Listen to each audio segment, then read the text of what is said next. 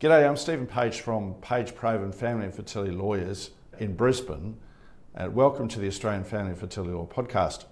Today I'm talking about fertility preservation and onco-fertility. And this is where a man or woman or child has been given a diagnosis of cancer and they do something to preserve their fertility. Now, if you start thinking about IVF, you go, oh, this is pretty straightforward. You access IVF when you're 18 and older. Well, this is different. If you have a child who's gone through puberty and they get told, well, you've got leukemia, for example, then doctors can, in those circumstances, retrieve eggs and sperm to help preserve the fertility of that child. Now, I've heard stories from clients that they're not always told, so I want to make sure that through this video and podcast that you're aware that this can be available, even for those under 18. I'm going to give a shout out. Recently in another video I talk about going to Mardi Gras, marching in Mardi Gras. Who did I see there but a whole bunch of people dressed in yellow, of course, from the New South Wales Cancer Council. And I gave them a shout out at the time because twice now I've helped take part of the New South Wales Cancer Council's brochure about cancer and fertility. And I suggest go and have a look at it. It's just really full of information, very, very helpful. But I'll give you an illustration of a case that I had that involved this very issue.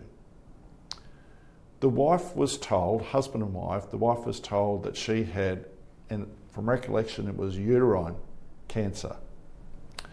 It may have been ovarian cancer, I'm sorry, I can't remember the type of cancer, but what she was told quite clearly was full hysterectomy, it's got to happen straight away to save your life. Shocking news. First bit shocking, second bit shocking.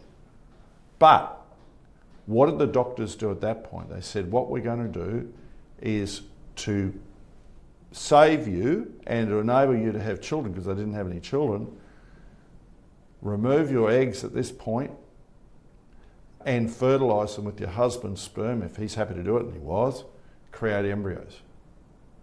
Now, this was done over a decade ago, and I remember this case from the bottom of my heart because I subsequently acted for the wife's sister who offered to be her surrogate. And why I remember the timing was because the operation was before the Surrogacy Act in Queensland commenced in 2010, but the surrogacy journey was after that. And lo and behold, using the sister as being able to carry, my client being able to carry the child, and the preserved embryos which had been removed, the eggs being removed immediately before this hysterectomy, the couple were able to have a child. And the case has been reported.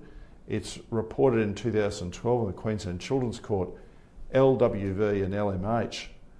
And its significance as a matter of law is it's the first case in the world to say that conception is the act of pregnancy, it's not the act of fertilisation.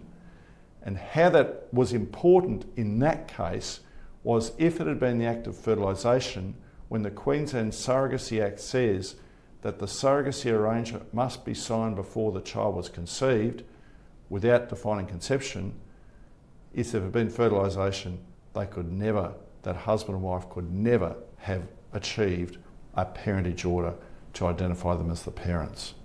So great outcome for them and for the child. The child's parentage was secure. And it was such an honour to help this sister who'd helped her sister, a cancer survivor, and her husband to become parents. A real joy and a privilege. Thank you for watching and listening. I'm Stephen Page from Page, Provan Family and Fertility Lawyers. This is the Australian Family and Fertility Law Podcast.